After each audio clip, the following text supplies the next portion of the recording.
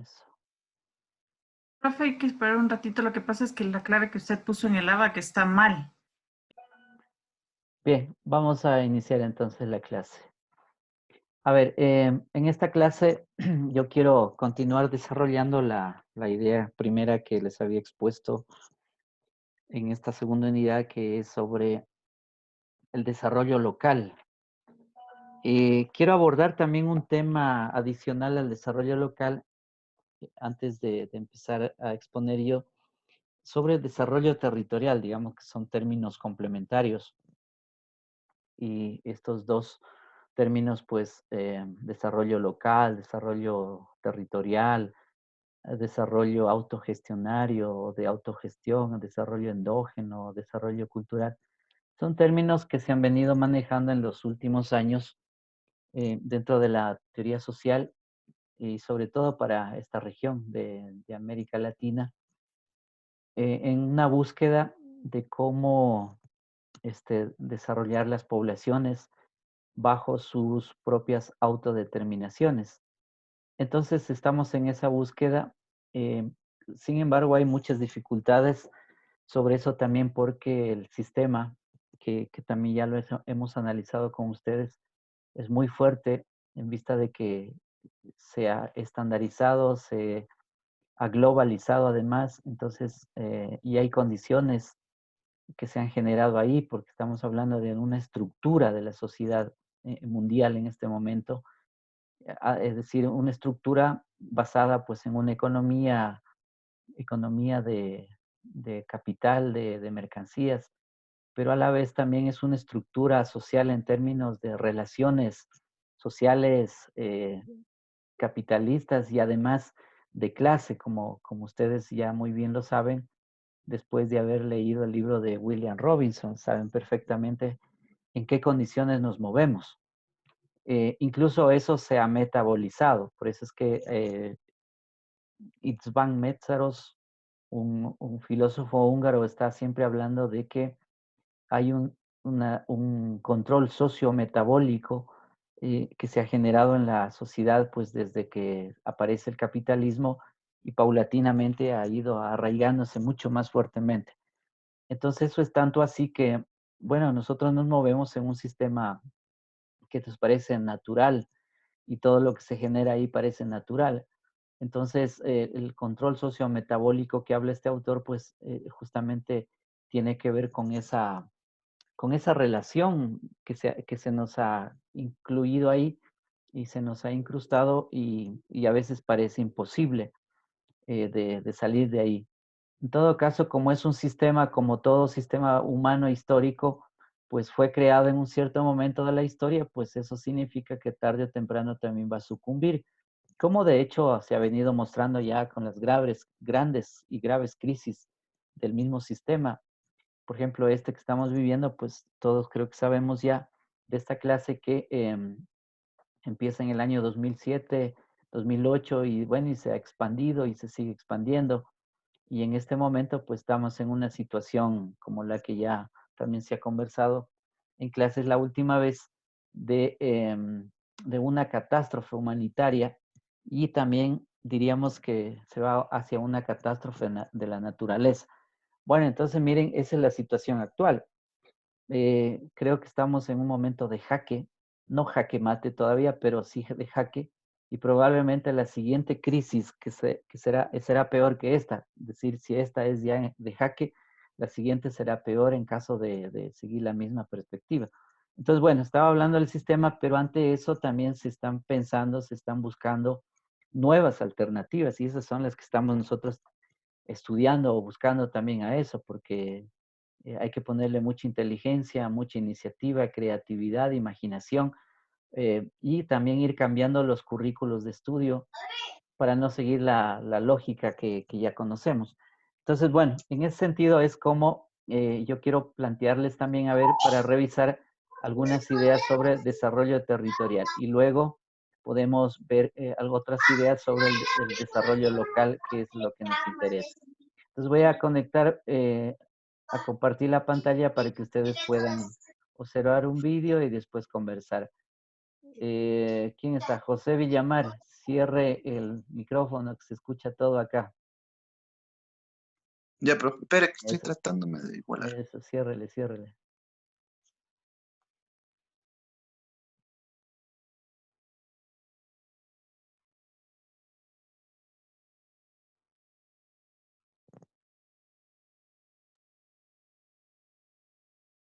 Bueno, aquí, miren, aquí vamos entonces a ver esto de los desafíos del desarrollo territorial.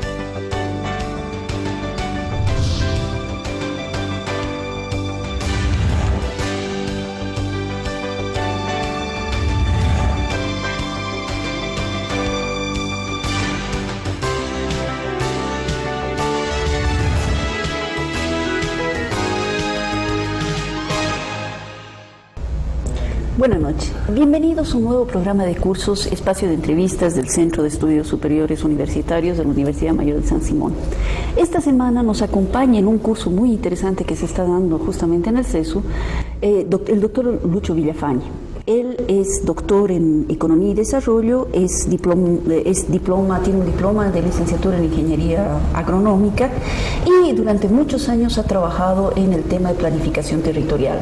Como parte de la Universidad de Montpellier de Francia, nos está visitando justamente para charlar y conversar y trabajar, investigar sobre el tema de metodologías de investigación en desarrollo territorial. Entonces, aprovechando esta llegada, lo hemos invitado justamente para que conversemos sobre este tema tan importante hoy en día, donde en Bolivia se está tratando de replanificar nuestro territorio, replanificar nuestro desarrollo en base a lo que hemos llamado las autonomías territoriales. Mil gracias por estar con nosotros hoy día, Lucho. Bienvenido a este set y bienvenido a Bolivia. Muchas gracias, Alejandra. Muchas gracias al CESU y a la Universidad Mayor de San Simón, mi universidad, por la invitación. Es un momento importante para mí en la medida que he deseado desde hace mucho tiempo trabajar, compartir conocimientos con profesores y estudiantes de la universidad como una forma de retribuir lo que me ha dado la universidad, lo que me ha dado mi país. Entonces es un deber y una obligación. Bueno, estamos muy agradecidos de todas maneras de ese deber porque realmente estamos aprovechando de tus conocimientos y de todo lo que has estado trabajando durante años en Francia, pero también en diferentes países de América Latina. Empecemos por el inicio. Hace un rato al introducirte yo decía, has venido a hablar sobre desarrollo territorial y en un momento en el que justamente estamos estructurando el país en base a esto que se ha llamado las autonomías territoriales a diferentes niveles, yo creo que es necesario repensar lo que es desarrollo territorial. Entonces voy a partir por una pregunta así absolutamente sencilla para que nos pongamos de acuerdo sobre los conceptos. ¿Qué es desarrollo territorial? Antes de hablar del desarrollo territorial, quisiera hablar de lo que es el territorio. El territorio es un espacio de expresión social, cultural, económica, política, donde los hombres que habitan el territorio expresan sus problemáticas, sus aspiraciones. Ese es el territorio. Y el desarrollo territorial es entonces el proceso, es un instrumento del desarrollo, es el proceso por el cual se intenta responder a los grandes desafíos que plantea el territorio. Es decir, se trata de construir, de apoyar el desarrollo de una sociedad más justa, de avanzar hacia una sociedad del vivir bien, como se ha planteado acá, ¿no? Una sociedad solidaria, una sociedad donde haya menos pobreza y sobre todo a partir de la acción de los actores. Un territorio es un lugar que resulta de la construcción de sus actores, es decir, son sus actores los que hacen un territorio. Aparte de la dimensión biofísica, son los actores a través de sus acciones los que definen el futuro de un territorio. Y el desarrollo territorial entonces trata de responder a los grandes desafíos que plantea ese territorio. Como te digo, un territorio con justicia, con paz, una sociedad equilibrada, ecuánime. Y el desarrollo territorial tiene una dimensión, diría yo, especial o específica, porque hace de los actores los elementos centrales del proceso. En relación, por ejemplo, al desarrollo regional, que tiene trabaja más sobre dimensiones sectoriales, digamos, ¿no? El sector económico, el sector agrícola, la dimensión ambiental o el medio ambiente, de manera un tanto separada. Y los actores en este enfoque regional forman parte de ese conjunto, mientras que en el desarrollo regional los actores están en el corazón en el desarrollo territorial. Ahora, hay una cosa aquí que me gustaría un poquito aclarar, porque ya desde hace más de 20 años, y estoy pensando en el proceso de la participación popular aquí en Bolivia, el 94, se empezó a priorizar a los agentes, bueno, que tú estás hablando en términos de actores, en sus relaciones múltiples, pero a nivel local. En 1994 se priorizó a la unidad municipal como la entidad de este desarrollo del bien vivir del que tú has hablado, pero no se hablaba de desarrollo territorial, se hablaba de desarrollo local. Y de repente aparece esta nueva figura de desarrollo territorial. ¿Cuáles son las grandes diferencias que existen entre, por ejemplo, desarrollo local y desarrollo territorial? Ya has dicho la diferencia con desarrollo regional. Bueno, el desarrollo regional es un componente del desarrollo territorial. El desarrollo local. El local, perdón. Es un componente, porque el desarrollo territorial se implementa a nivel local. El desarrollo regional o territorial tiene como otra de sus grandes dimensiones es el desarrollo endógeno. Y por definición el desarrollo endógeno tiene un carácter local. Sí. Entonces, no hay diferencia, diría yo, entre el desarrollo territorial y el desarrollo local. Más bien son dos niveles complementarios. Y indiscutiblemente el desarrollo territorial tiene su expresión en lo local. Yeah.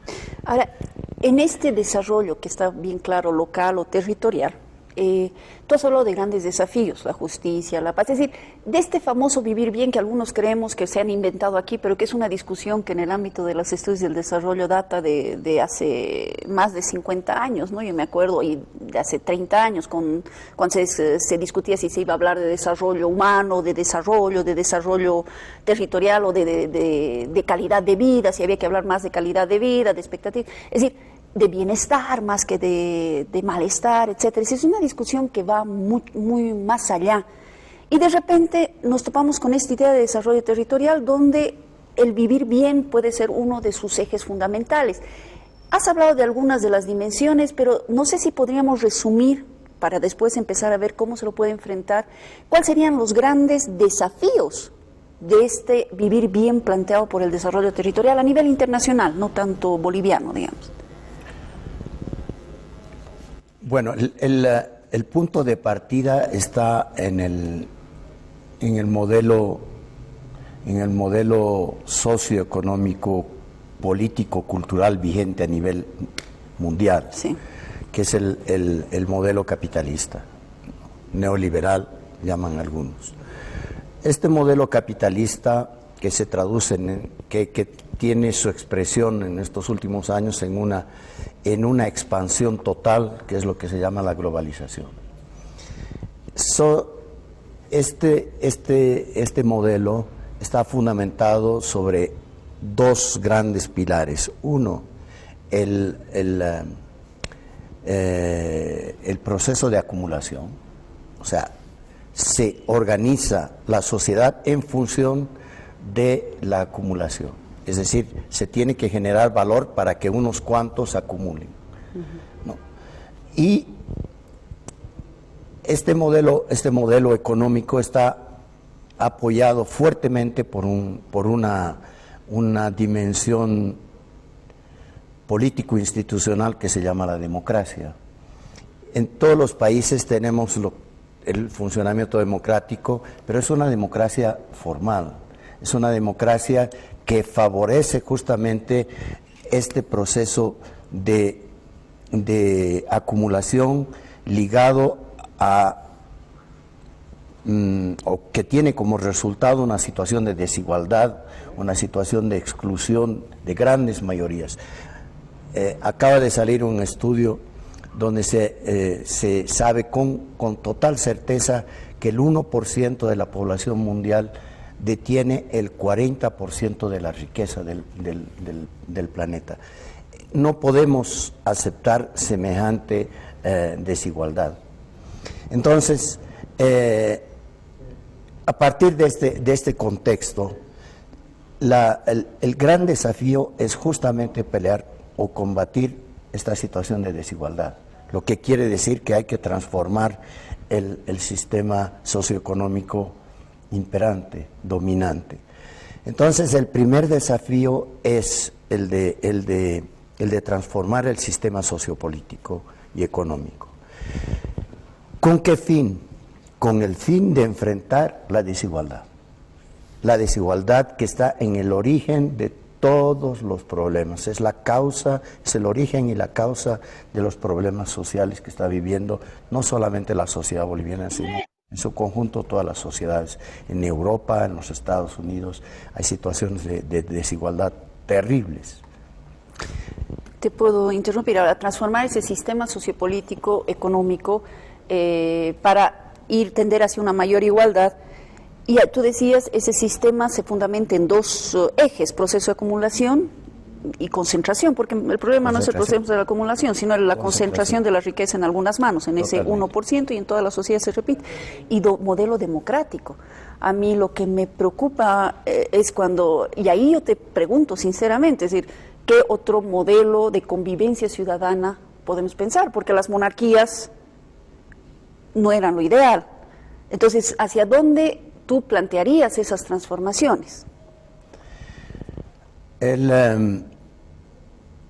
Una de las posibilidades es definir modelos de organización que se pueden llamar comunitarios o colectivos.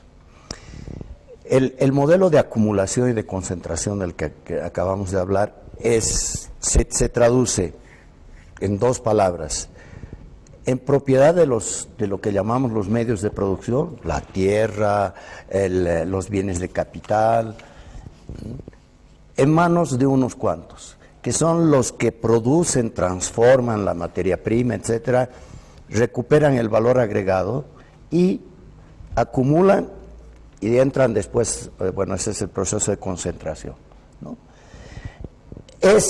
Esa lógica, que es la lógica de la acumulación y la concentración, está íntimamente ligada a la lógica del empobrecimiento y de la pauperización.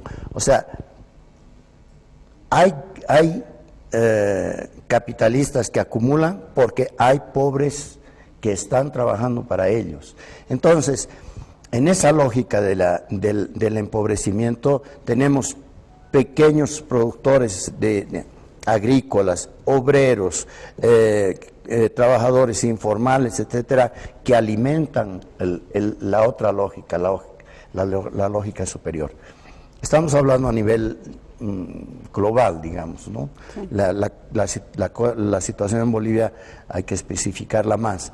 Pero entonces, en esa lógica de la pauperización, cada uno es un individuo, es un elemento de ese sistema y que no puede salir adelante. Ese pequeño productor campesino a veces ni siquiera es propietario de su tierra. El obrero, la única posibilidad que tiene es su fuerza de trabajo. Entonces, no tiene posibilidad de generar valor económico. La respuesta, entonces, alternativa, que no es definitiva ni es que todos esos trabajadores, ya sean productores agrícolas, obreros, empiecen a crear grupos alternativos, lo que se llama la economía social y solidaria. Voy a volver sobre el tema, pero una preguntita, es decir, tú has hablado de un modelo de desarrollo territorial que sería una especie de forma de enfrentar estas injusticias, desigualdades. ¿Cómo se ha aplicado eso en Europa, por ejemplo? Porque es bien interesante. Aquí hemos hablado mucho de desarrollo local, desarrollo endógeno, pero el mundo, quiérase o no, está cada vez más interconectado. Y Europa es uno de los ejemplos grandes en eso, porque incluso ha hecho una comunidad grande territorial a partir de varios locales con la comunidad europea. ¿Cómo se ha implementado? Porque creo que es donde más se ha implementado procesos de desarrollo territorial. ¿Y si han logrado realmente enfrentar estas desigualdades o cómo lo están haciendo? El desarrollo territorial como concepto y como instrumento, aún en Europa, es relativamente nuevo. Se ha dado el proceso de descentralización. En Europa es muy importante. En Francia tenemos las regiones, en España tenemos las comunidades autónomas. Se ha dado el proceso de descentralización. Ahora, donde aparece el desarrollo territorial como una vía alternativa, una vía relativamente nueva, es cuando empieza a hacer intervenir a los actores que se organizan para poder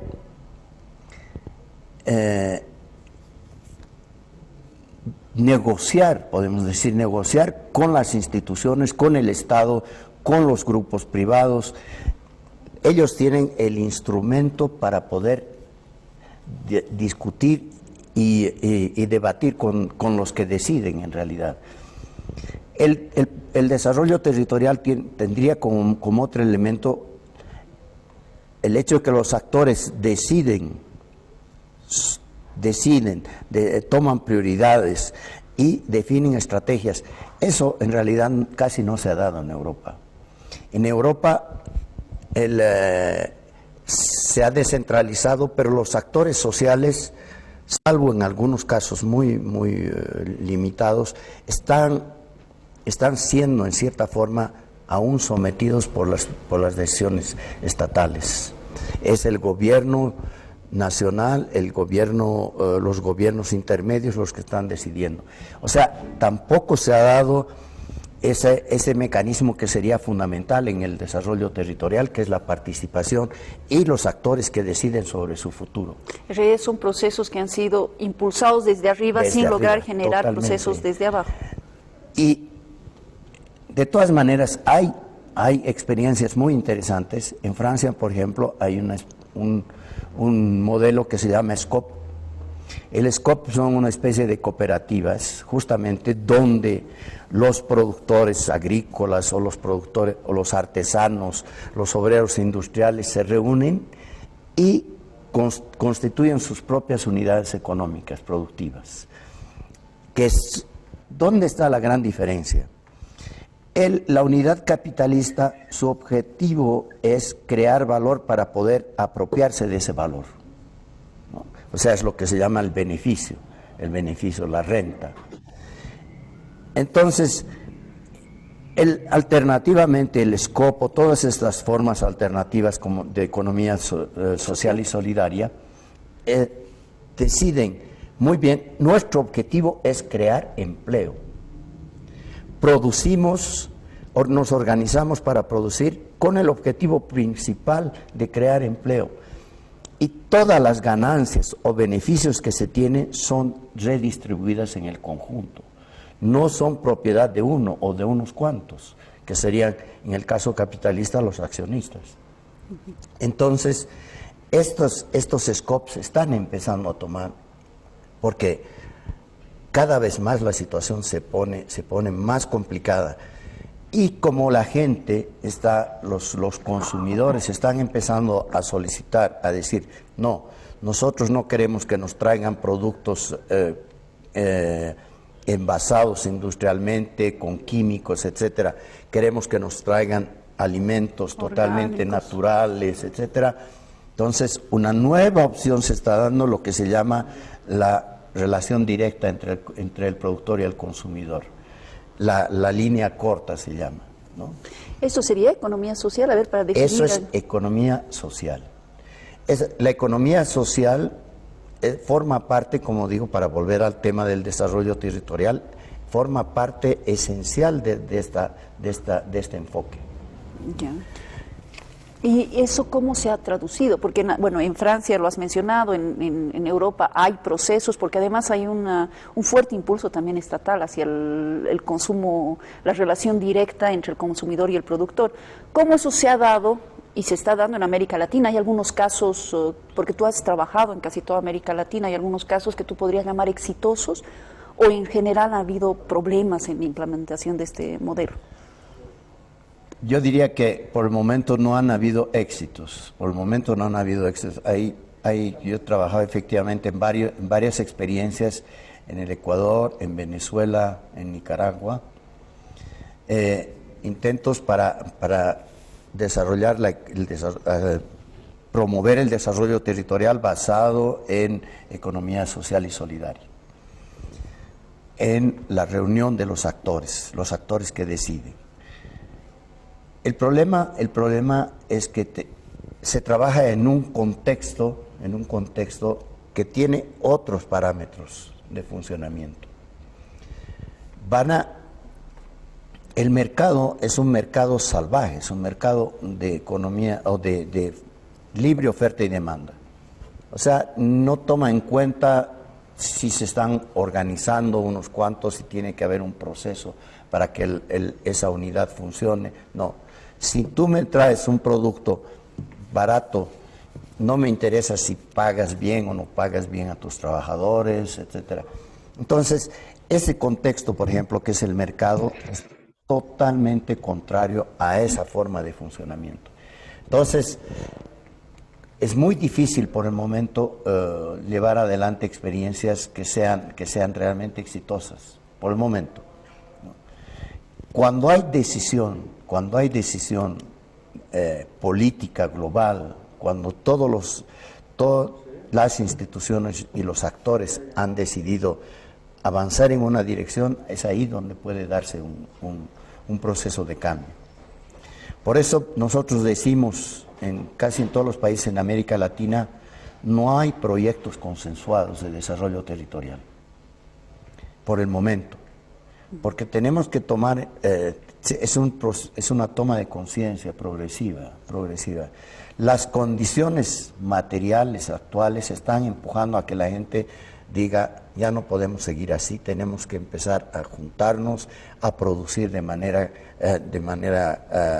colectiva, a reivindicar de manera colectiva.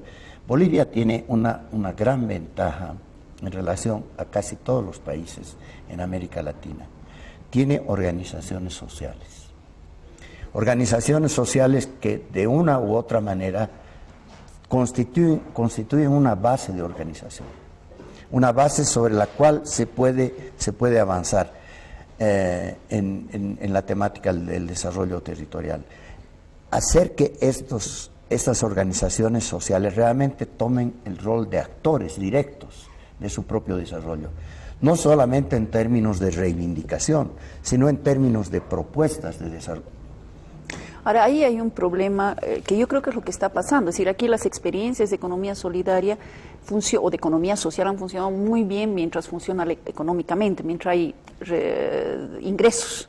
El momento en que empieza a fallar por algún problema el tema de ingresos, se destruye, porque además cuando tú dices, y tienes mucha razón, porque estoy totalmente de acuerdo, los agentes son los que hacen al desarrollo, no, y los agentes pero están cruzados por relaciones de poder, por intereses y por simpatías, por antipatías, por miles de otros elementos que muchas veces no son contabilizados, pero que existen y que es lo que hace en realidad a las organizaciones.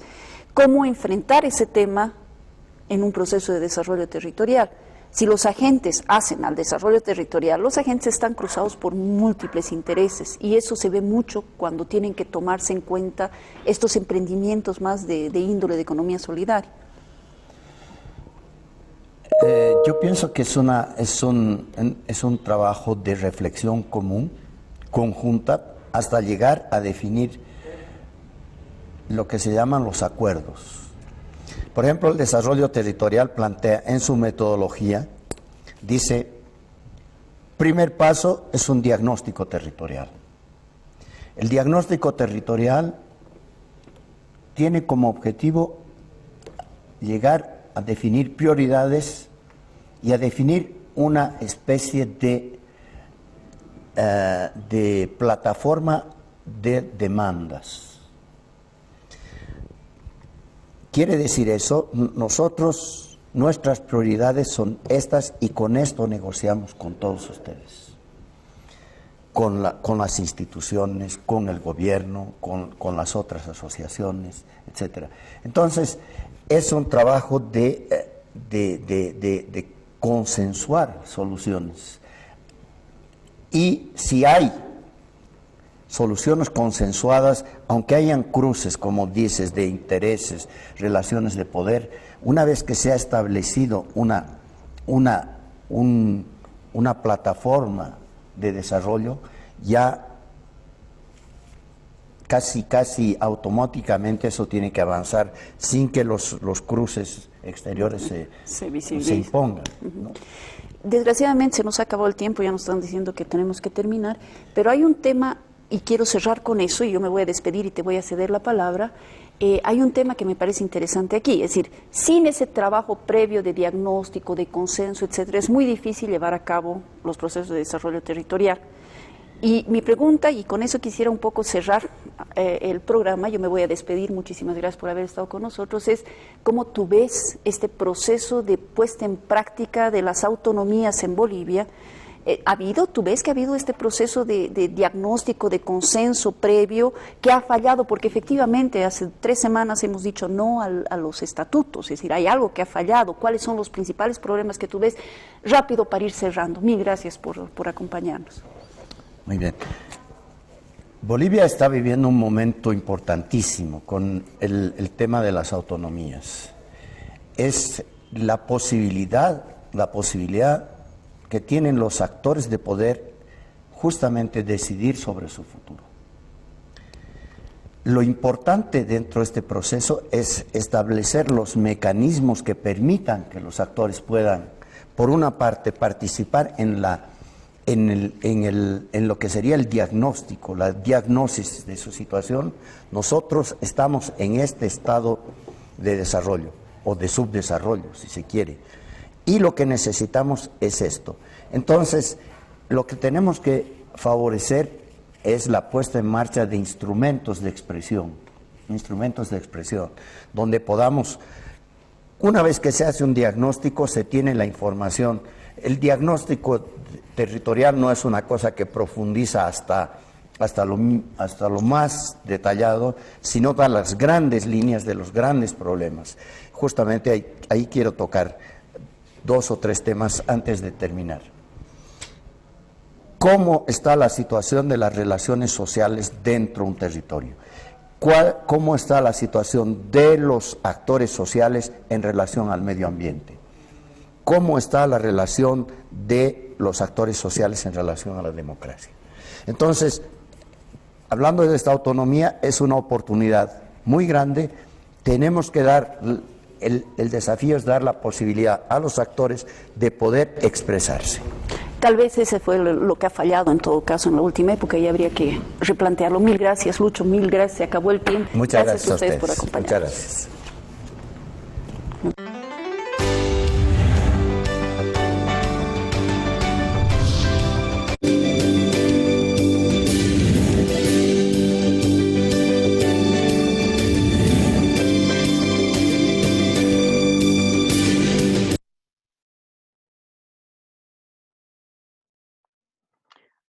Bueno, chicos, miren, ahí han tenido una presentación del desarrollo territorial. Yo quiero complementar algunas ideas. Voy a hacerles una presentación también de un PowerPoint sobre el desarrollo local y luego abrimos un debate porque tengo varias preguntas que puedo hacerles o ustedes también vayan pensando algunas preguntas para la discusión de esta clase.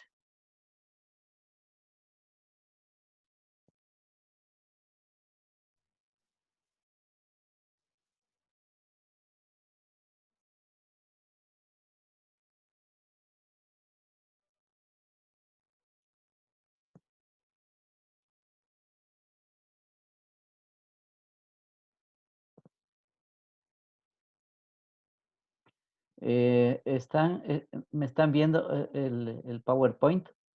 Sí, profe. Ah, ya, listo, porque no les, acá en pantalla no les logro ver. Listo. A ver, entonces vamos a retomar algunas ideas que habíamos empezado hace tiempos atrás sobre el desarrollo local. Bueno, aquí hay unas frases que vienen de los futurólogos canadienses hace muchos años atrás, que decían ellos que hay que pensar localmente, no, actuar localmente y pensar globalmente, decían ellos. Entonces aquí está descifrado, digamos, de esta manera. Hay que pensar en lo global para actuar localmente. O al revés, hay que pensar en lo local y actuar globalmente. Pero la frase completa, digamos, es pensar globalmente y actuar localmente. Esa es la frase de estos futurólogos. En ese sentido, pues tiene que ver con la pregunta esta que ponemos ahí, ¿cómo podemos relacionar la geografía con el desarrollo local? ¿Qué sería geografía? Básicamente lo del desarrollo territorial y el espacio. Aquí hay algunas definiciones para ir entendiéndonos en cuanto a este término que es bien resbaladizo. Además, no hay una posición clara sobre este concepto ideal, porque es un concepto ideal y forma parte del discurso propiamente dentro del marco del capitalismo también, y del otro concepto que se llama el progreso. De todas maneras, aquí tenemos unas ideas que nos puede ayudar también a ir reflexionando y también profundizando este concepto. A ver, Izquierdo dice ahí que es un método que pretende la evolución del territorio por medio de un proceso de movilización de recursos endógenos al servicio de la promoción social y personal de la comunidad. Este segundo párrafo creo que nos ayudaría a entender mejor. Dice, supone crear dentro de una economía local o regional la capacidad necesaria para hacer frente a los retos y oportunidades que puedan presentarse en una situación de rápido cambio económico y tecnológico y social. Ahí creo que ya nos está planteando el tema yo diría, de la autodeterminación, que es un concepto que hay que trabajarlo también y ha sido muy desarrollado en los discursos clásicos. ¿Qué es el desarrollo local? Ahí tenemos que es una estrategia, de hecho estamos en esa concepción, trabajando en este curso como estrategia, que intenta, mediante diversos mecanismos, establecer el entorno favorable para el desarrollo de iniciativas de carácter local para incrementar las capacidades de la colectividad en dificultades. Mire, ahí aparece otro término que es muy importante considerarlo, que es el desarrollo de capacidades colectivas. Es decir, hablar de desarrollo local, pues es hablar de capacidades colectivas y su desarrollo de eso. Esto implicaría la detención de dificultades y problemas, realizar diagnósticos, la dinamización también de la sociedad, dado que ninguna sociedad está estática, sino en movimiento, definir también estrategias, decir cuáles serían los caminos que hay que seguir y la puesta en práctica de iniciativas, de la creatividad y yo le agregaría de la imaginación, que son muy importantes cuando creamos, porque hay que crear. Relación con la geografía, ahí tendríamos entonces que se llama enfoque territorial, ¿sí? Es decir, la localidad, lo local. Lo local es el lugar también, el lugar es en realidad la parte más concreta de un ser humano, es decir, donde estás parado, donde haces tus actividades cotidianas, donde te desarrollas, eso es el lugar. Entonces el lugar es parte del espacio. El espacio es ocupado por lugares. Por lo tanto, ningún espacio es vacío, sino que es ocupado. Los agentes, a ver qué estaba puesto aquí. Bueno, yo prefiero, en lugar de hablar de agentes, prefiero hablar de sujetos, ¿sí? Otros hablan de actores. Yo prefiero decirlo un sujeto. Los sujetos siempre son personas o grupos humanos que se desarrollan históricamente. Estas personas o estos sujetos pues se generan y se dan a lo largo del tiempo. es decir, dentro de procesos o etapas de la sociedad. Entonces, en ese sentido se habla de sujetos y además sujetos conscientes de su propia realidad, de su propia situación, de sus propias condiciones, de su propia libertad, de su medio ambiente, del ambiente en general que les rodea, etc. El desarrollo local o este concepto de desarrollo local pues está relacionado con el desarrollo endógeno, ¿sí? Desarrollo endógeno que va de arriba hacia abajo o de abajo hacia arriba, es decir, son los dos elementos en el sentido, digamos aquí, claro, hay intervención de algún modo del estado de bienestar. Entonces, esa es la lógica desde arriba, o aquellas personas que están liderando una organización o la organización de la sociedad. Esos son los que están arriba. Y los de abajo, pues es el conjunto de la gente, el conjunto de la población que es la que está implicada en su propio desarrollo. Entonces, pero estas dos lógicas son importantes en vista de que se suponen, se necesitan, se priorizan entre sí y además es donde el dinero también puede surgir y también puede ir y venir ese dinero para apostar, digamos, en ese desarrollo. Este desarrollo endógeno también es como, yo no digo que sea nueva, pero digamos sí son recientes estas propuestas de desarrollo endógeno en relación al territorio. Entonces, ¿qué integra esto? Integra nuevas formas de organización y de relación social. Interrelación de la cuestión social, cultural y medioambiental con los temas económicos.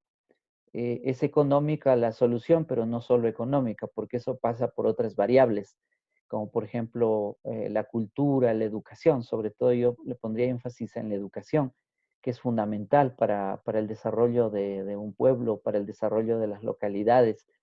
Y además no puede ser cualquier tipo de educación, sino tiene que ser una educación orientada hacia la humanidad, hacia el humanismo, hacia las relaciones productivas, nuevas formas de producción, de valoración, de distribución, de consumo, etc. Y también esto tiene que ver con la creación de oportunidades. Es decir, las oportunidades no son cuestiones que te caen del cielo, ¿sí?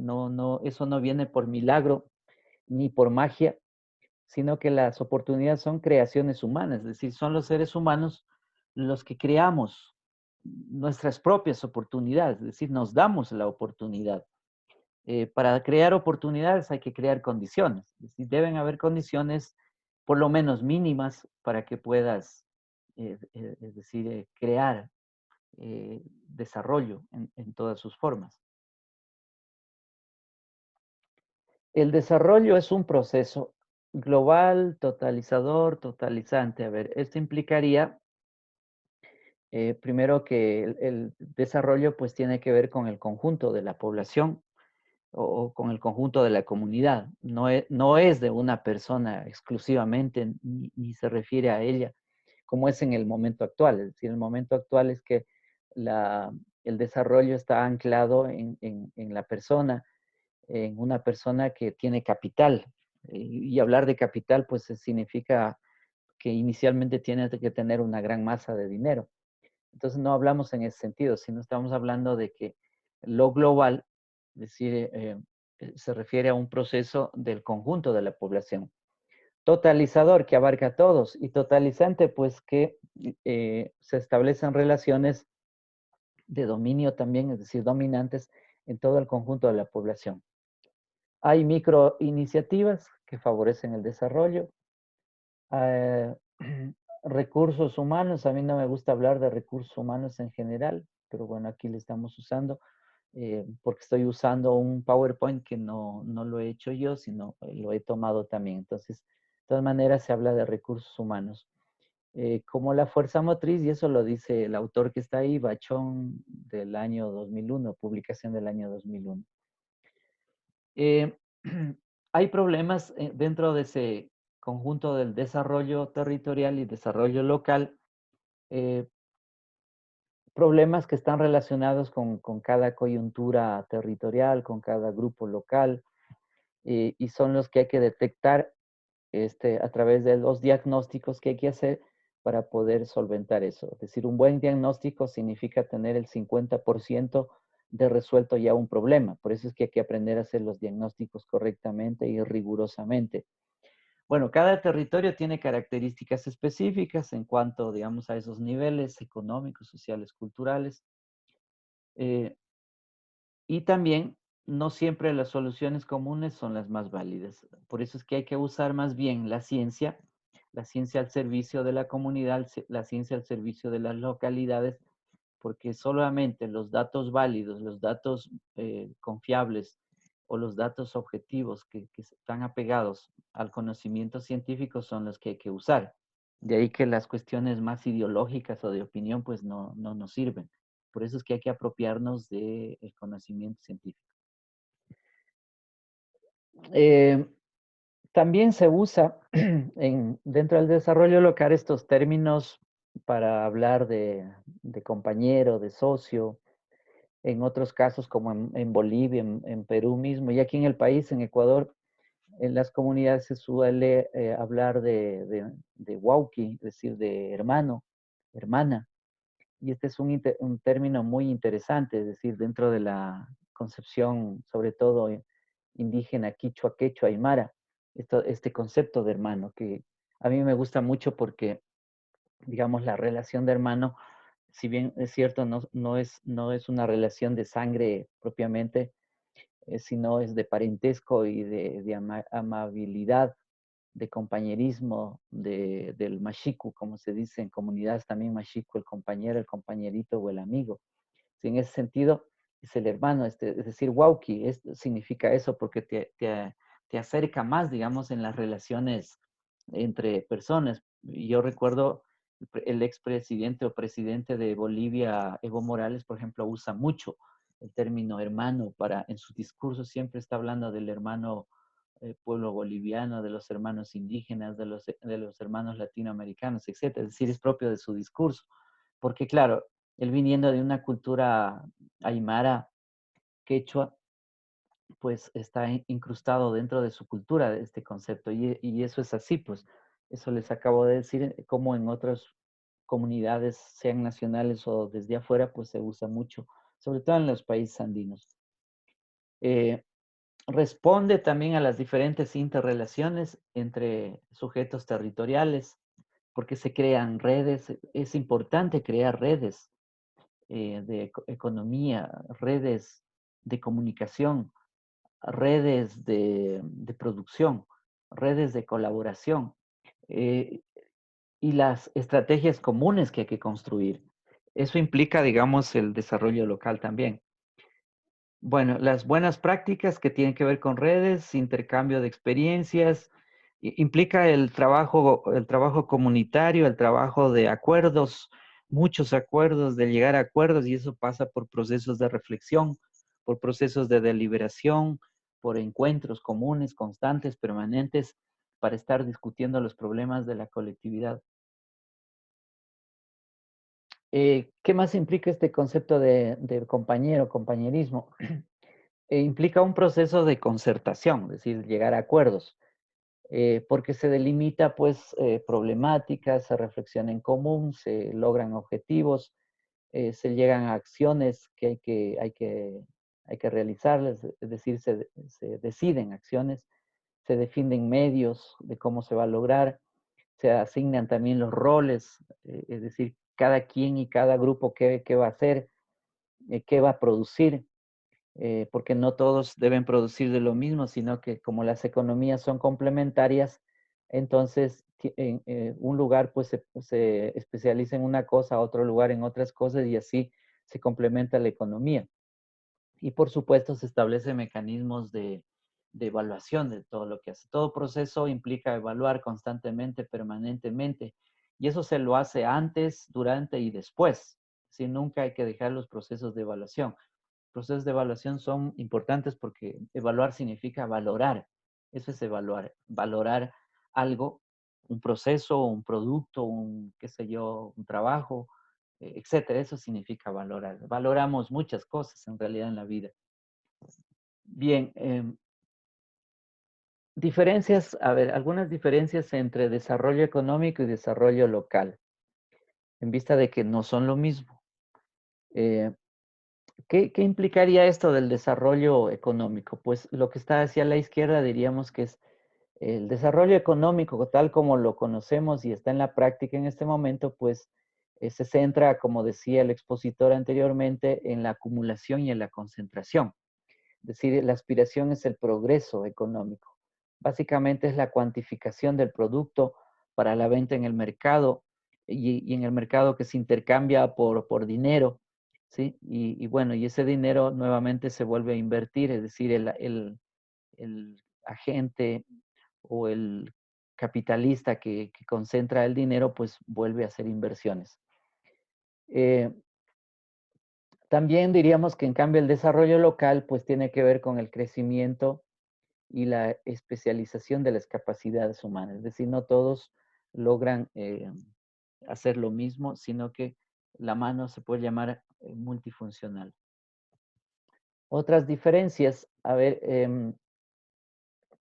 sobre el desarrollo económico. Está inspirado en la teoría del desarrollo polarizado, es decir, polarizado que está concentrado básicamente en pocas regiones o pocos lugares. Por ejemplo, el Ecuador es típico en eso, Quito, Guayaquil son los dos lugares que concentran la, la economía. O si vamos a Colombia, por ejemplo, en Colombia tienes Bogotá, tienes Medellín, donde se concentra la economía y así. Podemos hablar de varios lugares en el mundo y en América Latina también. También ese desarrollo económico provoca desigualdades que básicamente tiene que ver con clases sociales y división de clases. Altera el mercado de trabajo a diversas escalas, es decir, el más grande no permite que crezca el más pequeño, porque además entra en juego el monopolio, los oligopolios y los oligopsonios, que son los tres elementos determinantes en una sociedad capitalista como la que conocemos. Supone la creación de intercambios territoriales de diversos flujos, es decir, flujos que van y vienen. Se puede comercializar de manera directa, no indirecta, ni a través de la especulación, es decir, terceras personas que aparecen de manera especulativa, comercio especulativo, y que terminan rompiendo con los productores generalmente. Por ejemplo, para entender eso, les pongo a ver el caso Bananera Novoa. Ahí tenemos un especulador, porque quienes producen bananos que están en distintas provincias de la costa, como por ejemplo en Los Ríos o en el mismo Guayas o en el Oro, son los que producen banano, los productores. Y el señor, pues, Novoa, pues les compra a ellos al precio que él dispone, es decir, el precio que decide la bananera Novoa. Entonces ahí entramos en un proceso de especulación, porque compra al productor directamente, pero y al precio que lo fija la bananera. Y entonces el señor Novoa, pues lo que hace es vender ese producto, lo exporta a Europa, pero ya resulta que él pone el precio también. Es decir, entonces mira, ahí estamos hablando de un proceso de especulación propiamente, y así es como funciona la economía en general en el mundo y en este país también. Entonces, en cambio, el desarrollo local pues no incorpora eso. El desarrollo local lo que hace es, no busca la productividad económica por la productividad, sino que produce para la vida en general. Por eso es que se producen productos de valor, eh, eh, de valor de uso. El productos de valor de uso significa que se producen productos para las necesidades básicas fundamentales del consumo de las personas. En cambio, hablar de valor de cambio, pues implica que las personas o los agentes económicos producen productos en serie o del mismo tipo para un mercado y para consumidores, que en realidad le llamamos consumistas. Sí, esa es la gran diferencia entre valor de uso y valor de cambio. También se acompaña de transformaciones culturales, es decir, la gente cambia de mentalidad a través de la educación, a través de las condiciones en las que vive también.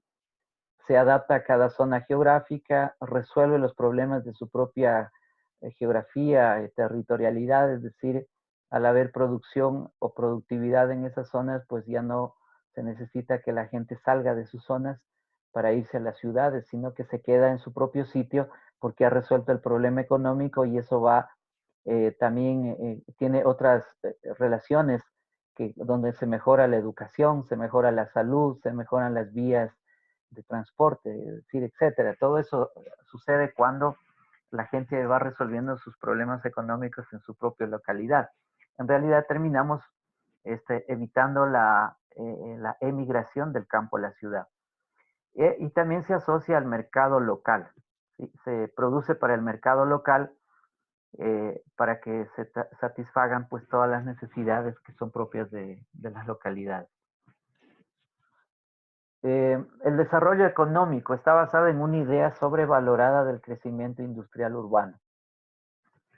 Bueno, aquí hay un problema ya histórico también, desde el siglo XVI para adelante, en que hay que romper con el campesinado, hay que quitarles incluso las tierras para poder criar, por ejemplo, ovejas hacia el siglo XVI, XVII, XVIII en Europa. Se hacía eso, es decir, hay que quitar las tierras para criar ovejas y las ovejas pues eran necesarias para cortar la lana y bueno, y crear pues el hilado y luego los tejidos también. Entonces, estas personas pues, lo mismo pasaba en América Latina en siglos anteriores y hasta ahora también está sucediendo lo mismo, es decir, se lo arrebata al productor del campo y luego se van apropiando de las tierras para poner ahí, por ejemplo, plantaciones, grandes plantaciones o crianza de ganado.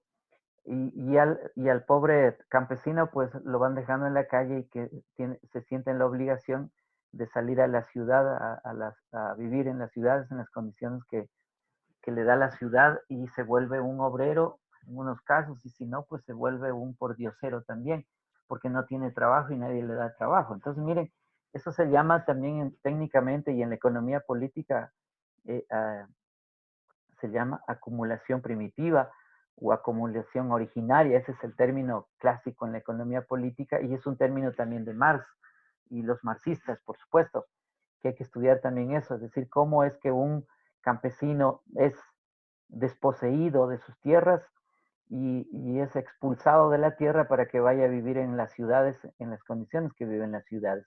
Y eso es lo que nos ha pasado a nosotros también y nos sigue pasando, de hecho. Hay mucha gente que está viniendo, sigue viniendo del campo a la ciudad.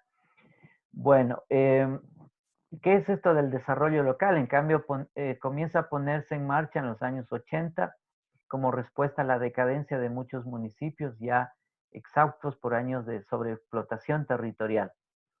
Debe integrar las tres dimensiones del espacio local, que es la cultura, la economía y la sociedad, sin predominancia de ninguna de ellas. Bueno, aquí tenemos unos conceptos, a ver, que nos podrían ayudar también a ir aclarando y para el debate. ¿Qué es el desarrollo? Algunas posibilidades preexistentes se han hecho explícitas y se han materializado. Puede ser planificado o espontáneo. Bueno, ahí está. ¿Qué se considera local? Espacios que poseen una identidad común por los usuarios que viven o trabajan en el mismo lugar. Área geográfica donde la gente se siente asociada desde un punto de vista objetivo como subjetivo. ¿Qué es progreso? La incorporación de valores a través de un proceso de descubrimiento y creación de valores. Yo diría valores de uso que se venden en el mercado y que en sí mismo es ilimitado. Es decir, el sistema no tiene control, es incontrolable, digamos, el sistema cuando crea valores de cambio. Bien, hasta ahí voy a dejar esta presentación porque quiero que ustedes conversen y conversemos también en base a lo que hemos visto del vídeo y como también lo que yo les he presentado hasta este momento.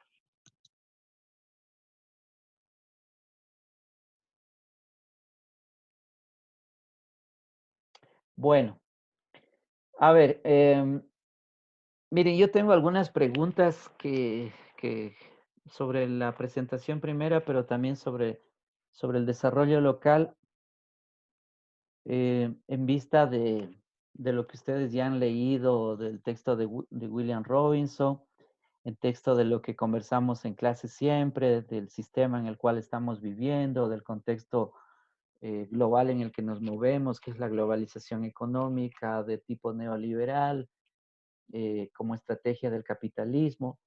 Todo eso, digamos, tiene unas implicaciones muy fuertes en nuestros desarrollos. De hecho, en este momento, el Ecuador está apuntando a un desarrollo exógeno, es decir, no endógeno, sino exógeno, porque todo lo que le viene acompañando, es decir, es el tema de exportación e importación. Ahora, hablar de exportación e importación básicamente es hablar de los agentes económicos poderosos de este país, pues. Es decir, ellos son los que organizan la exportación y son los que organizan la importación. Pero a eso hay que agregarle el tema de la importación, que generalmente son las grandes empresas con grandes redes también de economía y financiera, que son las que cada vez se incorporan al país y van desbaratando la economía nacional. Y bueno, y la inversión que ellos hacen, por supuesto que es plata de afuera y después va saliendo. Incluso yo tengo aquí en estos días, me mandaron eh, un cuadro estadístico de cómo los dineros ecuatorianos están yéndose al extranjero por esta vía de los paraísos fiscales y que, claro, eso no es nada nuevo en este gobierno, que les dio carta blanca pues para que puedan hacer eso. Entonces, las platas nuestras están yéndose afuera con mayor volumen y están descansando en paraísos fiscales. El banco número uno que está haciendo eso es el Banco de Guayaquil. El otro siguiente que está en esa lista es la bananera Novoa. Y bueno, y después sigue, y también los del Juric son los que están sacando el dinero como los mayores grupos económicos de este país. Luego vienen otros, por supuesto. Ahí hay una lista de como unas 30 empresas que son de tipo nacional y transnacionales fundamentalmente. Entonces, miren, esa es la situación en este momento. Entonces, no hay chance para el desarrollo endógeno, ni local, ni territorial, así como están las cosas. Ustedes dirían, entonces, ¿para qué estudiamos? Es justamente para saber qué es lo que habría que hacer, pues porque la situación es la adversa. A ver, entonces, miren, un concepto que hemos trabajado ahora es el de desarrollo territorial y el otro es el de desarrollo local también. Pero dentro del primero, a ver, yo quiero hacer una pregunta. ¿Qué relación existe entre desarrollo territorial y autodeterminación de la gente, de los pueblos? Porque no puede haber desarrollo territorial si es que no hay autodeterminación. ¿Qué es la autodeterminación? Pues la autodeterminación está ligada a la libertad de las personas como a la libertad de los grupos humanos. La libertad de las personas tiene que ver pues con la capacidad de decidir su propio destino, de seguir la ruta que quiere seguir, pero sin impedimentos. Y hablar de un pueblo pues es parecido, es decir, un pueblo significa que es el conjunto de la población que toma sus determinadas decisiones y bueno, y se determina qué rumbo seguir, para dónde ir. Esa es la autodeterminación de los pueblos. Pero en la situación actual, pues esta autodeterminación es un concepto ideal, es un concepto, digamos, de utopía, pero no real, porque ustedes saben que eh, no estamos en condiciones de autodeterminarnos y no porque no queremos, sino que porque la fabricación de las condiciones en las que nos han puesto y nos siguen poniendo, pues son complicadas. Por ejemplo, en este momento el gobierno del Ecuador está endeudándose cada vez más con el Fondo Monetario Internacional. Eso significa que el pueblo va a tener que pagar, de hecho, como ya hemos venido pagando a través de impuestos. Y por eso es que están haciendo recortes de las políticas públicas, de educación, de salud, ya mismo vienen las seguramente de la gasolina y entre otros, despido de trabajadores, de profesores, Lo están sacando justamente para ahorrar ese dinero y pagar la deuda. Bueno, y eso será otro tema que podemos conversarlo también. Entonces, mi pregunta es esta. ¿Cuál es la relación que se establece entre desarrollo territorial con la autodeterminación de la gente? A ver, ¿qué dicen ustedes? Profe, podemos analizar primero la primera pregunta que decía del territorio y de la Determinación. autodeterminación. Sí. Que digamos, la autodeterminación es el primer paso que debe dar el pueblo, digamos, la comunidad, para poder tener poder tener el desarrollo. Porque Ujú. si ellos no ven la necesidad o no quieren reunirse, no quieren dar ese paso para para desarrollarse como territorio, en este caso digamos como territorio, se dice a lugares más grandes, no local, digamos que va a ser una ciudad, una provincia o un pueblo. Territorio va a ser como puede ser un país o un continente. Entonces en este caso puedo dar ejemplo como digamos lo que hizo la Unión Europea. Todo su territorio europeo se decidieron unir para poderse desarrollar y creando, claro, ventajas y salidas para poder todos tener tener una guía a donde querían seguir. Claro. Sí, sí, sí. A ver, ¿qué más? ¿Qué otras opiniones hay? A ver, porque es importante definir e ir reflexionando en torno a esta relación del territorio como la autodeterminación. Es decir, si no tienes libertad, sencillamente no puedes desarrollar el territorio, ¿sí? La condición es la libertad, pues, la libertad social y la libertad política, ¿sí? Un pueblo tiene que tener eso, si no, no puede. Es decir, está destinado a la esclavitud. Y lo que parece ahora se nos viene encima eso, más todavía de lo que ya hemos tenido. Por lo menos yo así lo vislumbro, es decir, la salida para el Ecuador está bien difícil. Ahora, para adelante, si es que los ecuatorianos no nos ponemos pilas y no reaccionamos, porque lo que se viene encima está difícil, lo veo. El gobierno está poniéndonos con la soga al cuello, además de la que ya hemos tenido, porque eso no es nada nuevo, históricamente hablando, pero en este momento la cosa se pone más complicada. Es decir, ¿qué autodeterminación ahí? Pues cuando tienes que trabajar, porque seguramente para poder pagar esos dineros tendremos que trabajar ya no solo 8 horas, sino aumentarán a 9 horas, 10 horas, 11 horas, 12 horas de trabajo por el mismo sueldo o por menos sueldo, que en realidad el sueldo no representa el trabajo nuestro, como ya en clase yo les he explicado a ustedes. Es decir, de acuerdo a los estudios, 3, 4 horas son suficientes para lograr un trabajo y con eso se saldaría el trabajo que se hace. Sin embargo, en relaciones capitalistas eso no es así, pues tú tienes que trabajar más de 8 horas u 8 horas diarias y las 4 horas adicionales de esas 8 horas, pues el que se queda con ese trabajo vivo, porque es el trabajo humano que crea riqueza, se queda el capitalista o el dueño de los medios de producción. Entonces, eso es. Así que el trabajador en estas circunstancias va a tener que trabajar más por el mismo sueldo y por menor sueldo tal vez, y con más intensidad y mayor aumento de horas de trabajo, además de los derechos sociales que se violan ya y que quieren seguirlos violando, etcétera. Entonces, la cosa se pone complicada. Pero por eso mismo estamos discutiendo el tema territorial, o sea, cómo hacemos, y el de la autodeterminación, que es clave. Esa es una condición para podernos desarrollar. Bueno, a ver, ¿qué más tienen? A ver, hablen.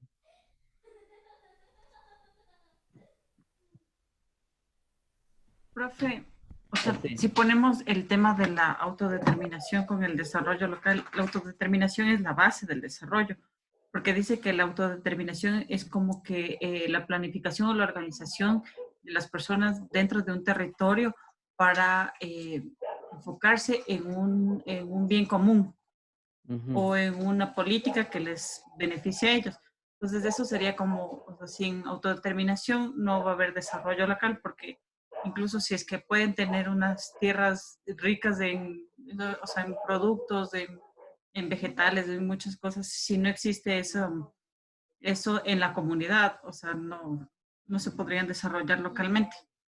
Entonces yo creo que es más como un consenso Ujú, entre todas las partes para que puedan, o sea, desarrollarse. ujú, Y, o sea, yo creo que ahorita con todo lo que está pasando y todo lo que se nos viene, o sea, es como que el momento en el que realmente estas, bueno, estos emprendimientos, estos desarrollos locales van a despuntar porque realmente es lo único que ha permanecido en este tiempo. O sea, se cerraron las empresas, se cerraron las oficinas y todo, pero la producción agrícola y esos desarrollos son los que se han mantenido, ujú. porque son los que se siguen organizando y siguen produciendo y siguen proveyendo a todas las personas de los recursos.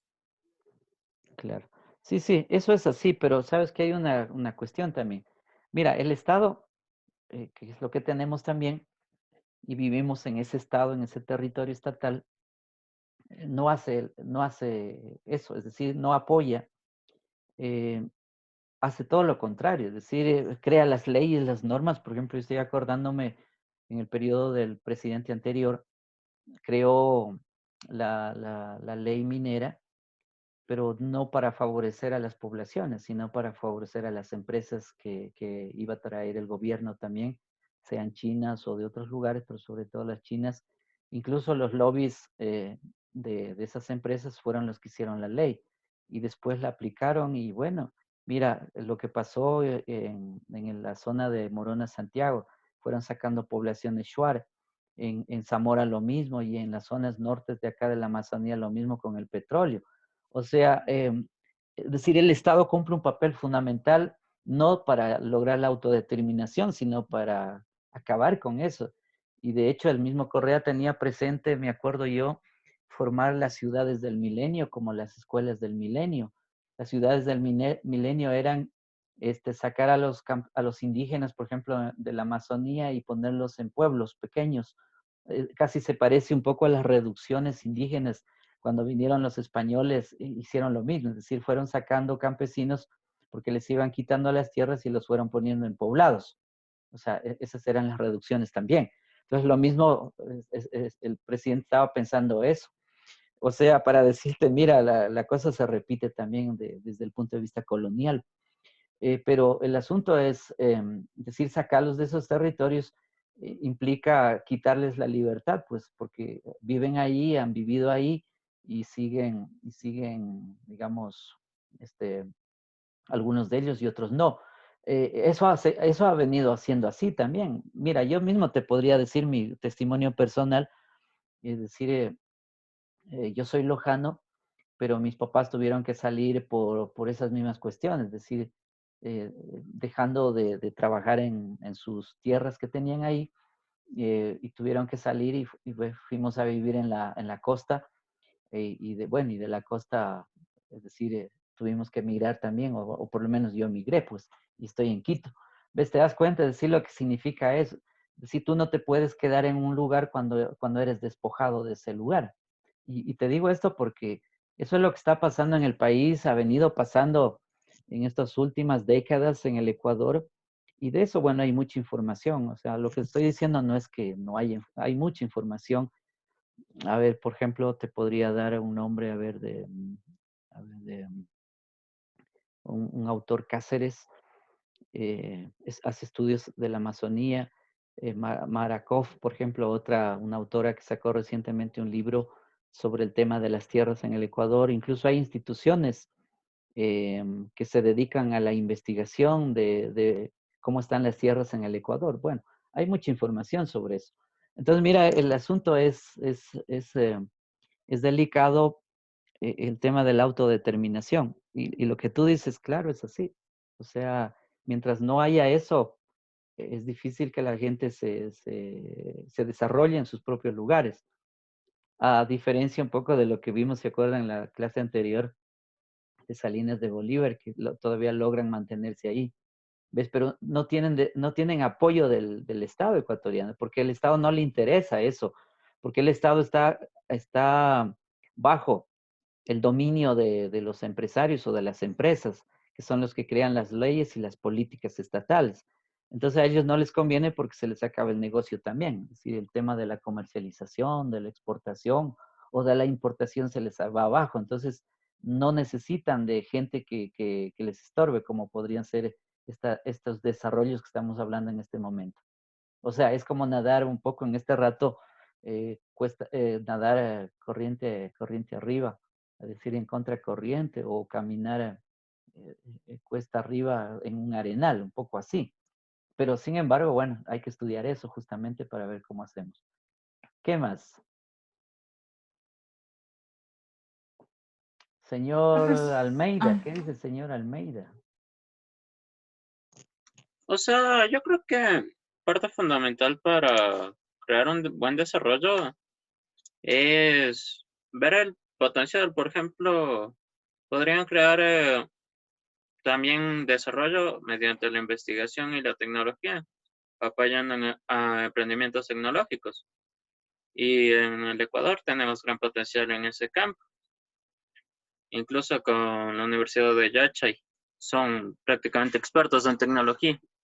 Así que yo creo que parte del desarrollo debe ser también no solo desarrollar infraestructura solo dedicada a la producción, sino también desarrollar infraestructura y facilidades para que tú, con el conocimiento que tienes, puedas crear un emprendimiento tecnológico. Muchos países que son potencia, pues tienen gran poder económico gracias a la tecnología.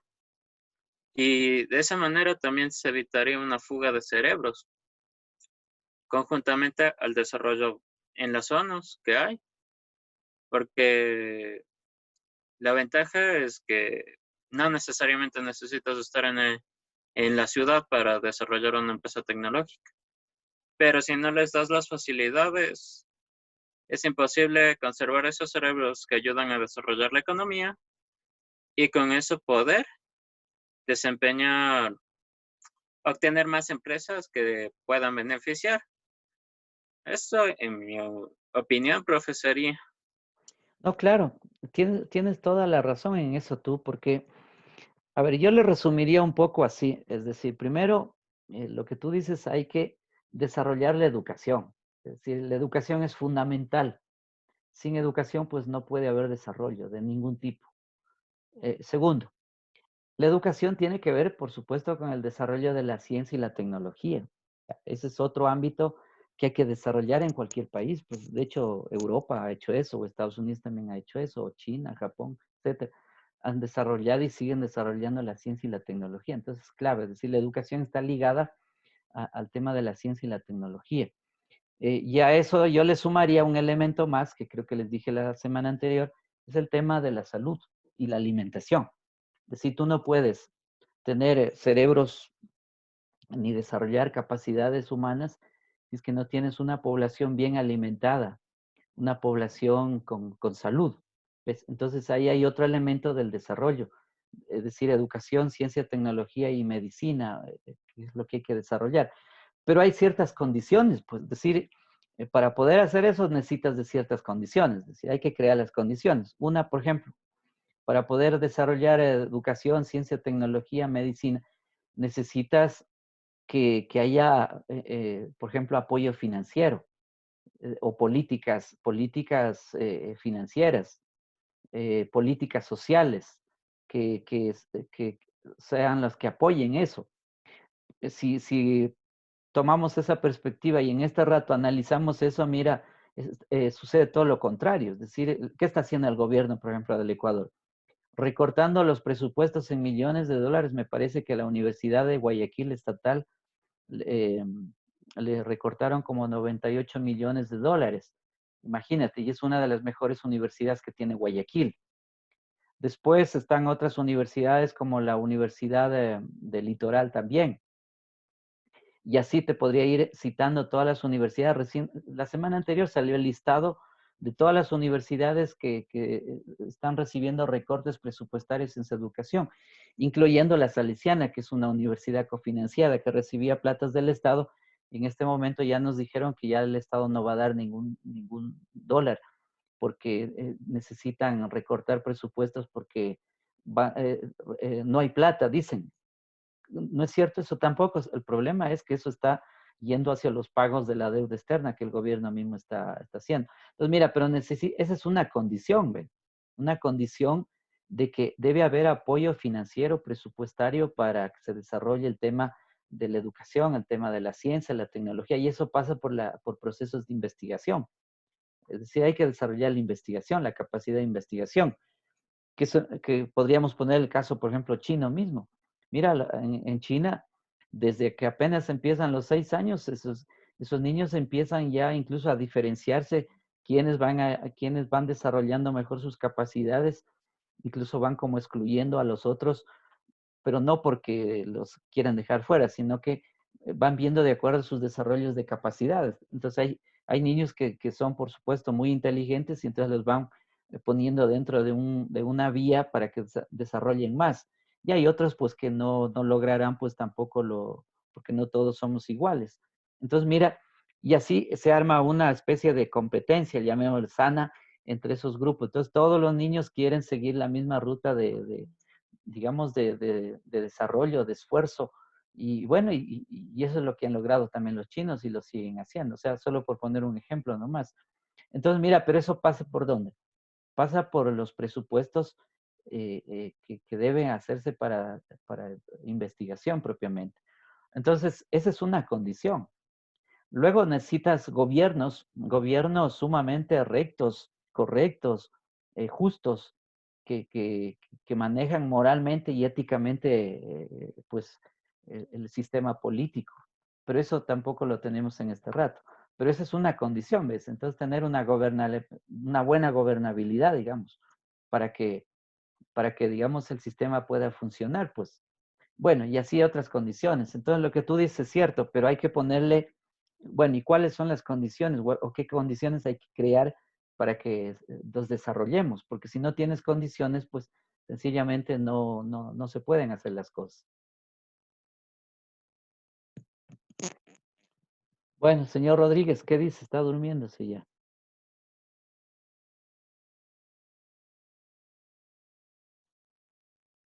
¿Qué dice usted? A ver, opine. Que le extraña a la Katy. Ah, Cool. A ver, bueno, en el tema de lo que topó de las universidades, sí estoy en contra de que realicen eso porque nos quitan un recurso que nos ayuda, como usted sabe decir, con tan solo estar en la universidad ya va cambiando nuestros pensamientos, porque los profesores en tan solo una conversación ya nos pueden pasar el punto de vista de ellos, ya nos empiezan a hacer tener otra perspectiva sobre un tema. Así que existe el recorte para que así las personas ya no puedan ir a la universidad. Es un tema preocupante porque un pueblo sin educación es un pueblo que se le puede manipular fácilmente. ujú. Sí, claro. Es decir, es lanzarlo a la pobreza absoluta. Mira, esta pandemia, por ejemplo, nos ha mostrado que la real situación del país. Es decir, ese es el país. Lo que pasa es que antes estaba tapado, pero la pandemia nos pone en la real situación en la que está el país. Y a eso súmale lo que estaba diciendo del gobierno, que nos está lanzando a todos a la pobreza absoluta. Ahora, eso es intencional porque nada es casual. Es intencional porque allí hay grandes intereses que están en juego. Y te lo digo porque hay escritos ya, investigaciones. Por ejemplo, yo lo que te voy a decir, las he leído, las he estudiado de Brasil.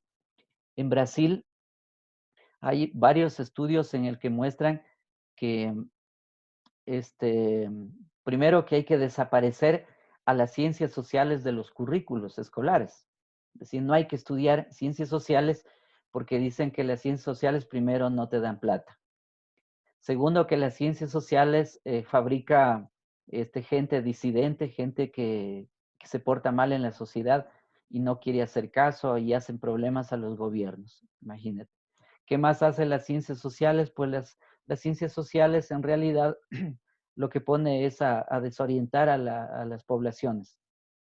Entonces, por todo eso hay que desaparecer las ciencias sociales de la educación y lo que hay que enseñar es pues matemáticas, fundamentalmente contabilidad o estas áreas, digamos, que son más tecnológicas. Eso es lo que hay que enseñar, pero de ciencias sociales hay que desaparecer. Y lo que te estoy diciendo también está previsto en el Ecuador. Si en el Ecuador lo mismo, la importancia que tiene la ciencia social, pues viene a menos, es de menos. De hecho, hasta en las universidades, ustedes saben perfectamente eso. ¿Qué escoge un estudiante para ir a la universidad? ¿Qué carrera escoge?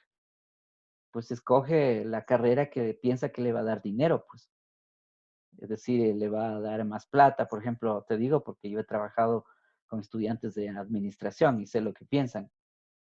Lo que estoy diciendo en este rato es difícil decirlo en una carrera de administración, pues, porque se enojan los estudiantes, ¿te das cuenta? Con ustedes, bueno, ha sido mejor la situación, es decir, ha habido más apertura, se puede conversar, pero te estoy contando en carreras de administración o de contabilidad, eso, profesor, está volado. ¿Qué viene usted a decirnos de eso? Son muy cerrados. No, mentira. ¿Te das cuenta? Son Lo que dicen cuadrados es, como tema. profe, verás, es que nosotros somos muy prácticos. A nosotros nos interesa lo práctico, no nos interesa que usted venga con filosofías, cosas. Imagínate. O sea, ese es el ambiente. Entonces, mira, eso que te cuento de Brasil está en el Ecuador, entonces, por lo tanto, hay que privatizar la educación, hay que privatizar desde el nivel bajo hasta la universidad, porque son las que pueden hacer mejor su trabajo, dicen. Este, y además, pues, estas personas pues pueden hacer también profesiones mucho más prácticas y mucho más rentables. Porque la educación pública, pues dicen, no fabrica guerrilleros, fabrica revolucionarios, fabrica disidentes, fabrica gente que está en desacuerdo con el gobierno o con el conjunto de la sociedad, llamémosle sociedad más bien burguesa, que son los que no quieren. Entonces, imagínate, por lo tanto, hay que recortar, pues, a ver, los presupuestos para educación. Hay que ir a más bien a que se vuelva privada la educación y así el Estado, pues, se ahorra dinero. Hay que recortar también la burocracia del Estado, pues que no haya burocracia y así recortamos también el presupuesto para el pago de los burócratas del Estado. Bueno, ¿y esa plata dónde va a parar? Es la pregunta. Como ahorita mismo la pregunta es, ¿y todos los 600, creo que son 600 millones o 6.000 millones? No, 600 millones creo que son. No tengo todavía el dato cierto que el Fondo Monetario va a desembolsar y le están pidiendo para el Ecuador. Y la pregunta es, ¿y a dónde va a ir a parar toda esa plata? ¿Quién se hace cargo del dinero? ¿Y quién se va a embolsicar ese dinero? Porque para educación no va a haber, porque ya le estoy diciendo, el gobierno está pensando recortar y de hecho ya están en eso. ¿Ves? Ya recortado porque ya salió el listado de recortes presupuestarios para las universidades. ¿Ves? Por eso es que ahorita hay un movimiento de gente que está pidiendo al gobierno que retire ese tipo de decisiones, porque es que de lo peor que ya hemos estado, porque las universidades no estaban recibiendo dinero. Te digo porque yo que trabajo en una universidad y sé de los movimientos también de cuánto ingresa a la universidad y de los pagos que se hace a profesores, a trabajadores y sobre todo de los pagos que se hace a estudiantes que son becados, porque la plata que venía del Estado, pues desde el periodo de Correa, se destinaba a pagos solamente de becas de estudiantes y profesores, para que estudien estudiantes becarios y profesores becarios. Por eso se recortó ya al último año del mismo Correa, se recortó un poco, pero en este periodo se ha recortado casi todo. Y ahorita, por ejemplo, ayer hablaba con una profesora que fue vicerrectora de la universidad y me dijo, ya no hay nada. O sea, los estudiantes que recibían una cuota ahí, algo por lo menos, en este rato ya no van a recibir nada. O sea, necesitan tener dinero ustedes para poderse pagar de algún modo.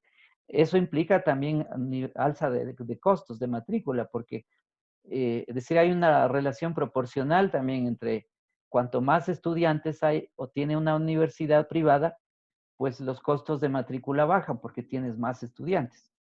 Pero si tienes menos estudiantes, quiere decir que la cuota de matrícula sube, porque si no, ¿cómo financias la infraestructura de la universidad, que pasa por las cuestiones administrativas, después pago de profesores, de decir una serie de cosas que tiene que gastar una universidad también. Entonces se eleva el costo de matrícula. Y al elevarse el costo de la matrícula, la gente va quedando fuera, porque al final dice, yo no me voy a matricular en una universidad donde me cobran tanto. De hecho, la salesiana ya cuesta, ustedes saben perfectamente que en estos últimos años, me acuerdo yo que propusieron ahí subirles 20% cada semestre, hasta que en estos últimos, a ver, este año último pararon eso, pero de ahí estaban subiéndoles y subiéndoles. Mientras tanto que a los profesores nos congelaron el sueldo para 10 años, ¿ves? Ahora, ¿qué significa esa relación? Es decir, que le subes al estudiante, recortas al profesor o le congelas, pero la universidad sigue teniendo ganancias. Entonces, ¿a dónde van a parar esas ganancias? Es la pregunta. ¿Ves? Y ustedes pueden sacar Profe, hay una conclusión. pregunta. ¿Y Dime. cómo analizan el alza del semestre ahí en la universidad? Usted tal vez sabe algo de eso. Eso lo hacían porque ya establecieron una política de alza, digamos, alza de matrículas.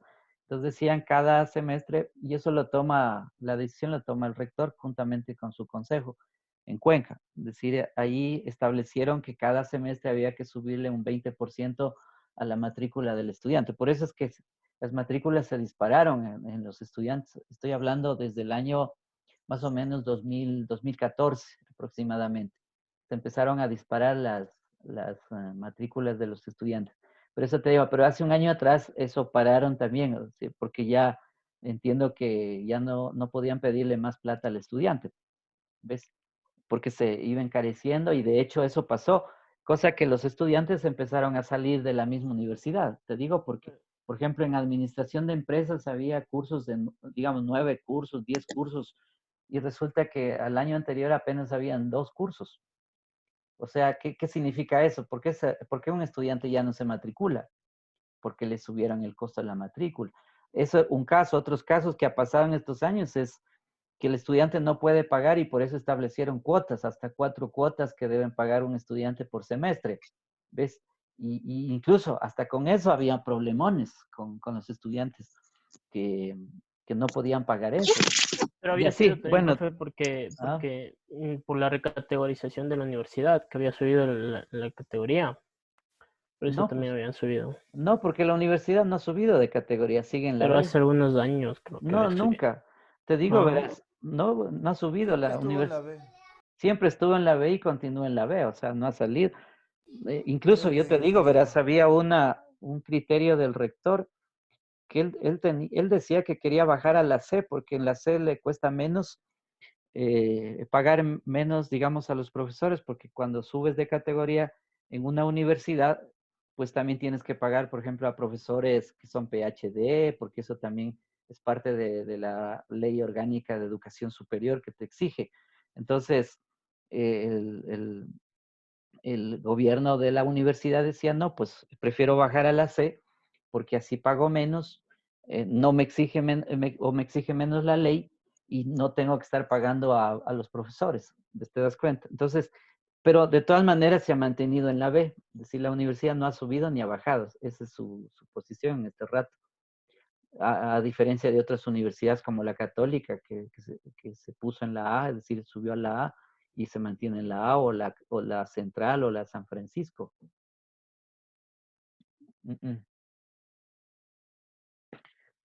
Bueno, ¿alguna posición crítica de ustedes? A ver, critiquen. A ver, ¿quién está por ahí? Señorita, ¿quién está? Gabriela. ¿Qué dice Paule? Paulette. Eso, Paule. A O ver, ¿qué sea, opina usted? lo que acaba de decir, profe, de la universidad, eso es como, no es como que un ejemplo que nos da la universidad porque se supone que salesianos nos dan como que un pensamiento diferente, ¿no? Pero en este caso, o sea, igualmente con esto de la crisis, no pudieron bajar un poco el valor de el valor de la universidad. Entonces sí me parece súper mal porque la universidad no es que la salesiana no tiene plata, ¿no? Porque si no tuviera, ya no hubiera universidad. Y aparte que a los profesores no les suben los sueldos y nos cobran más la pensión y no es que solo hay pocos estudiantes. Entonces sí me parece algo súper contradictorio lo que nos enseñan, como que el espíritu salesiano y no, y en estos casos como que no se ve la universidad, en qué parte nos están ayudando a nosotros. Ujú. Claro, es así. Señor Jonathan Ardila. Profe, yo en la parte de criticar, la verdad sí criticar a todo el sistema educativo, empezando desde las escuelas, colegios. Igualmente, por ejemplo, yo tengo mi hija y ella igual comienza a tener clases desde muy pequeña, ¿no? Y está muy bien, pero la mayoría de las veces eso implica, o sea, únicamente lo hacen por un tema económico de lucrarse, yo que sé, las guarderías, ese tipo de cosas. Y a la final son unos gastos demasiado excesivos, cuando la educación debería ser subsidiada, yo creería que al 100%. Y el Estado debería controlar más los pensum de estudios o manejar más, de mejor manera esa plataforma, ¿no? Que la verdad que son entes capitalistas, o en este caso que son bastantes, eh, como decir, la religión o entes salesianos o entes dominicos, que son los que controlan en mayormente a los colegios. Porque uno puede estar en un colegio con un nombre cualquiera, pero eso es controlado por la iglesia, la verdad. Y ellos únicamente buscan lucrarse, tratan de ayudar a las personas en aspectos religiosos o en aspectos económicos, pero eso la verdad es muy poco en comparación a lo que ellos en verdad reciben dinero de las personas trabajadoras, que somos nosotros. Entonces, por ejemplo, todo ese dinero está muy mal distribuido y yo la verdad sí empezaría con una mentalidad de cambiar todo el sistema educativo y dar, como usted dice, más clases de ciencias sociales, porque eso le hace pensar en no uno mismo, ¿no? Sino también en la colectividad y ir surgiendo desde ese punto, ya que si es que tratamos de cambiar solamente las cúspides o la cópula de los sistemas de gobierno o educativos, no se va a lograr, porque en verdad toda la mentalidad de las personas se encuentra ya corroída por ese mal pensamiento y lo toman ya únicamente como algo normal. Por ejemplo, la corrupción, eso uno ve en el comercio, en las noticias que compran a sobreprecios las canastas o las fundas para las personas muertas y a uno es como que le vale, toman a chiste. Y eso empieza desde el pensamiento crítico que tenemos desde muy pequeños. Eso, profe. Claro, topaste el tema del Estado. Como soy yo muy opuesto al Estado, no tengo, digamos, ninguna afinidad ni creencia sobre eso, eh, por obvias razones, es decir, por el tema mismo del estudio científico sobre el Estado. Es decir, poner el dedo ahí tú pones el dedo y sale pus, pero eso no es solo ahora, siempre ha sido desde que sabemos de la existencia del Estado, ha sido así. Pones el dedo y sale pus. ¿Ves? Y eso es más evidente que otra cosa, y tú lo has dicho muy claramente sobre el tema corrupción. Solo que ahora es más fácil ver por la tecnología nos permite la comunicación o las evidencias sea más fácil de llegar. Pero digamos, los sobreprecios, todo siempre ha existido. Sí, claro.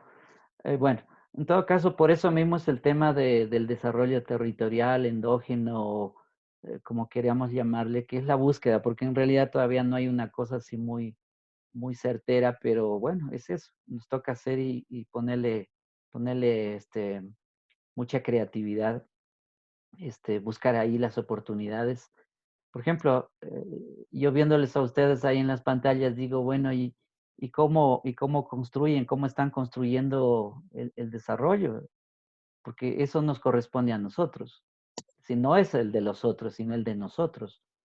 Nosotros que vivimos en la ciudad, que vivimos, depende de las condiciones que uno vive en la ciudad, pero hay Hay gente que vive en 4 paredes, no tiene ni siquiera un jardín como para salir a respirar. Tiene que salir a la Carolina o al campo para un poco respirar aire puro. Es decir, en 4 paredes y que no se conoce la gente de al lado. Y si la ves, pues ni siquiera la salud. O sea, esas son las condiciones de la ciudad, pues. Entonces, en ese sentido, imagínate cómo hacemos para hacer nuestro propio desarrollo aquí en la ciudad, pues. Y nosotros somos los que tenemos que generar esas propuestas. Porque esperar de que sales de la universidad y ahí alguien te va a dar trabajo, la cosa está difícil además. Entonces, no será posible así. Y si sales y consigues trabajo, de hecho, pues vas a ser explotado como, bueno, ya les he dicho yo, la esclavitud moderna pues es el trabajo asalariado y es así.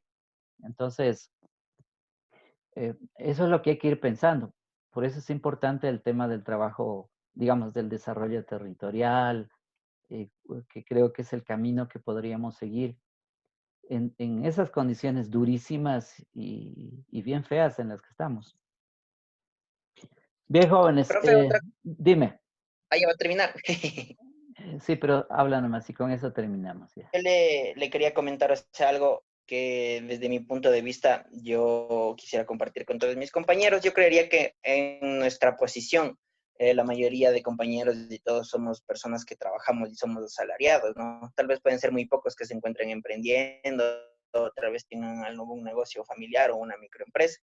Pero, o sea, en el aspecto, yo creería que deberíamos cambiar primero nosotros y tener una mentalidad más colaborativa para que así poder ir surgiendo entre pequeñas cooperativas o pequeñas asociaciones para ir creciendo de a poco, ya que si es que nos vemos como competencias unos con otros para tratar de conseguir un puesto o algún nivel en nuestra empresa, eso la verdad que nos va hundiendo a nosotros mismos, ¿no? Nosotros mismos nos ponemos el pie, como quien dice. Ujú. Entonces, yo creería que en ese aspecto deberíamos ir cambiando poco a poco. No sé qué opine usted. No, estoy totalmente de acuerdo. De hecho, en la próxima temática, casi de finalizar el curso, vamos a topar sobre el tema cooperativismo y estas otras formas que existen y de distribución de la riqueza, digamos, en común, y no tanto, digamos, como fuerza de trabajo individual y además para alguien, sino más bien trabajar, digamos, cada quien libremente, pero a la vez, digamos, dentro de relaciones de cooperación, de complementariedad y de trabajo asociado. Bueno, pero eso será al final casi del curso que vamos a hablar un poco sobre eso. Por ahora, pues hay que ir trabajando esta estrategia para ir viendo los conceptos y discutiendo los conceptos, porque hay que discutir mucho eso, como lo hemos hecho ahora. Bien, jóvenes, entonces terminamos la clase, que les vaya bien, saluden a sus familias también y nos veremos la siguiente vez. Que les vaya Hasta bien. luego, Chao. profe, Hasta gracias. luego. Gracias, Chao. profe. Hasta luego, Gracias, profe, profe. gracias. Hasta Hasta luego. luego.